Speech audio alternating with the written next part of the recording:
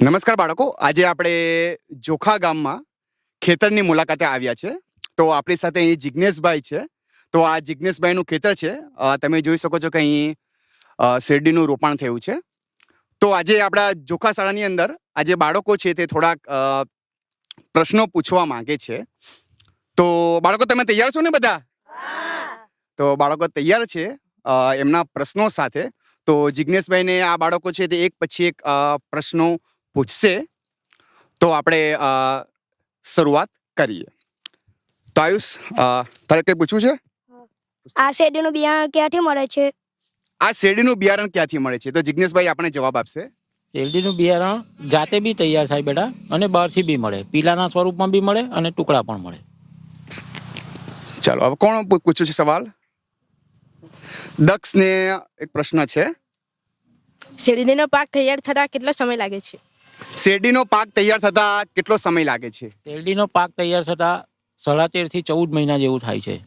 ત્યારે એની perfect recovery આવે અને મિલ ટેસ્ટિંગ થાય, ક્રશિંગ માટે તૈયાર થાય.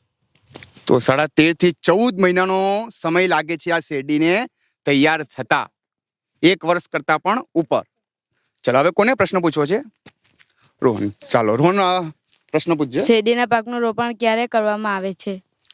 ખૂબ સરસ પ્રશ્ન છે કે શેરડીના પાકનું રોપાણ ક્યારે કરવામાં આવે છે, કયા મહિનામાં? આમ જનરલી સુગર ફેક્ટરીઓ શેરડીના પાકના રોપાણ માટેની તારીખો નક્કી કરે છે, અને 1 ઓક્ટોબર 1 ઓક્ટોબરથી શેરડીનું રોપાણ ચાલુ થાય છે. દક્ષિણ ગુજરાતની જે પણ સુગર ફેક્ટરીઓ છે એ 1 ઓક્ટોબરથી ખેડૂતોને રોપાણ કરવાની છૂટ આપે છે. તો 1 ઓક્ટોબરથી આ રોપાણ કરવાની છૂટ આપણને મળી જાય છે સુગર ફેક્ટરી તરફથી. હવે આગળનો પ્રશ્ન મયંક લઈને આવશે. ચલો મયંક, તમારો પ્રશ્ન પૂછો. શેરડીના પાકને ક્યારે ક્યારે પાણી આપવામાં આવે છે? ખૂબ જ સરસ પ્રશ્ન કે શેરડીના પાકને ક્યારે ક્યારે પાણી આપવામાં આવે છે?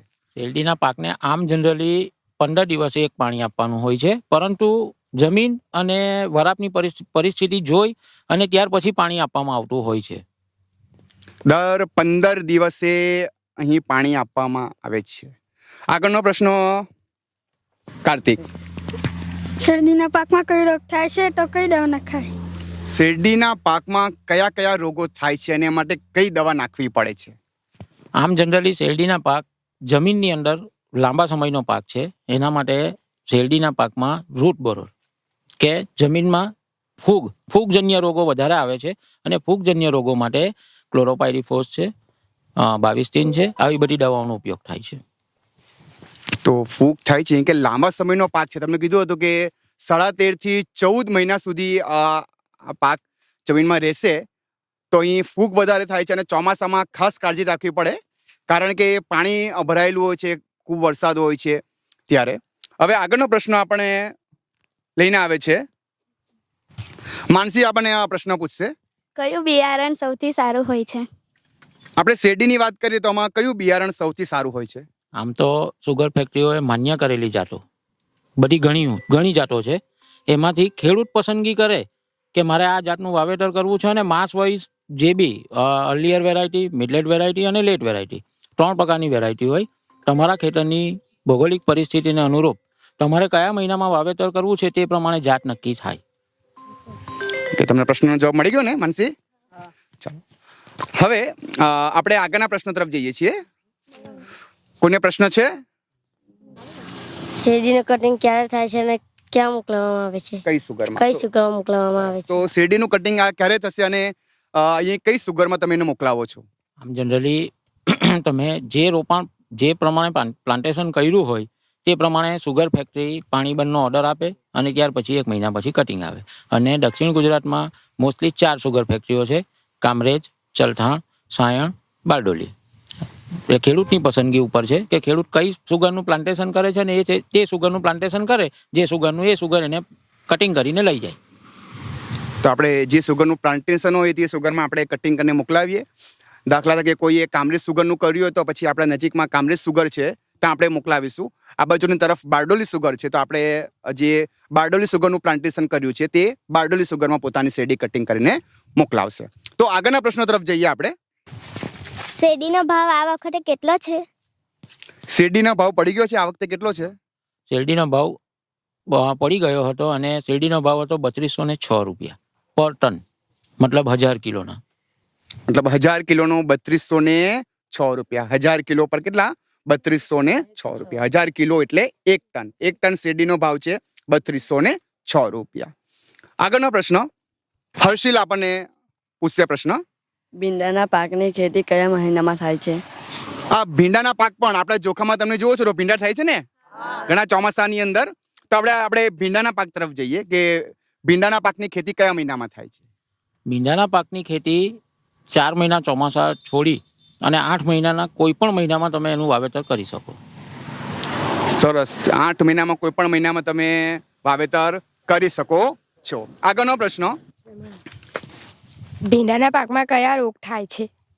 ભીંડાના પાકમાં કયા રોગ થાય છે અને એની દવા કઈ હોઈ શકે? ભીંડાના પાકમાં આમ જનરલી ઈયળ, લીલી ઈયળ, લાલ ઈયળ, આ બધી ઈયળોનો ઉપદ્રવ હોય છે અને એના માટે જનરલ દવાઓ હોય છે કે ભાઈ ક્લોરોપાયરીફોસ છે, ઇન્સેક્ટિસાઇડ છે, કોઈ પણ વસ્તુ છાંટવામાં આવે અને એ છાંટવા પહેલાં જો ઓર્ગેનિક બેઝ પર કંઈ પણ દવાનો છંટકાવ કરવામાં આવે તો એ ઘણું સારું રહે.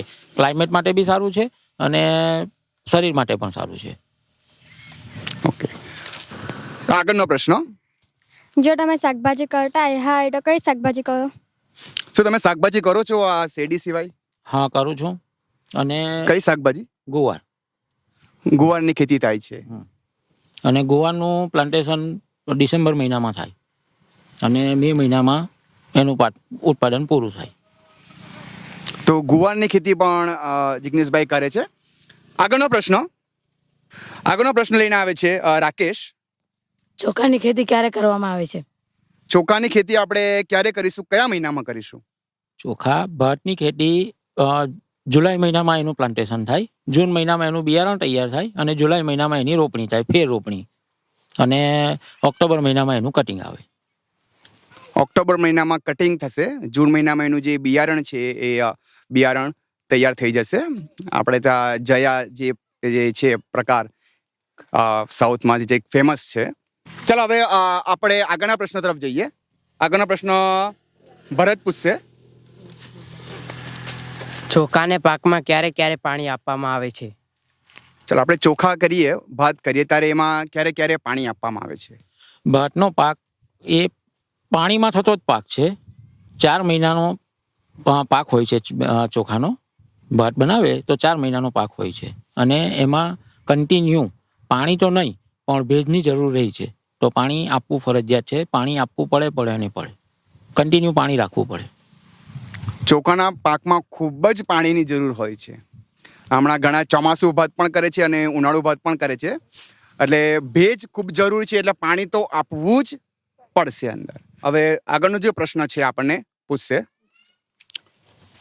ખેતરમાં કયું ખાતર નાખવા સારું છે? ખેતરમાં કયું ખાતર નાખવું સારું, કુદરતી કે કૃત્રિમ? કુદરતી. અને ખાતરમાં છાણ, ગાય ભેંસનું છાણ સૌથી ઉત્તમ. અને ત્યાર પછી પણ અત્યારે જે દક્ષિણ ગુજરાતના ખેડૂતો છે એ મુખ્યત્વે શેરડીના પાકને કે કોઈ પણ પાકને જરૂરિયાત હોય NPK, નાઇટ્રોજન, ફોસ્ફરસ અને પોટાશ, આ 3 લભ્ય પ્રમાણમાં તમને માર્કેટમાંથી અવેલેબલ મળશે, રાસાયણિક સ્વરૂપમાં પણ અને ઓર્ગેનિક બેઝમાં પણ. તો NPK આ ખાતરની જરૂરિયાત રહે છે. ખાસ કરીને છાણિયું ખાતર વાપરવું ખૂબ જ જરૂરી છે અને એનું જે પરિણામ હોય છે તે પણ સારું હોય છે. ઘણીવાર આપણે કે ને જમીન કઠણ થઈ જાય છે ને, બરાબર? તો આવા સમયે શું થાય છે કે આપણે જો છાણિયું ખાતર વાપરીએ બરાબર તો ઉત્પાદન બી સારું થાય ને જે જમીન જે કઠણ થઈ જતી હોય છે, ઘણીવાર તમે જુઓ વરસાદ નહીં પડે એટલે તરત જ જમીન કઠણ થઈ જાય. તો આવા સમયે જો આપણે કુદરતી ખાતર અહીં વાપરીશું, છાણિયું ખાતર, તો જમીન કેવી થશે? પોચી થઈ જશે. તો તમને મજા આવી બાળકો આજે બધાને ખેતરની મુલાકાતની? તમારા પ્રશ્નોના જવાબ મળી ગયા? તો જિગ્નેશભાઈ તમારો ખૂબ ખૂબ આભાર કે સમય ફાળવીને બાળકોના જે મનમાં જે પ્રશ્નો હતા કેટલા દિવસના તે એમને પૂછ્યા અને તમે એના ખૂબ જ સુંદર જવાબ આપ્યો. તમારો ખૂબ ખૂબ આભાર. Thank you. વેલકમ. ચાલો તો મિત્રો,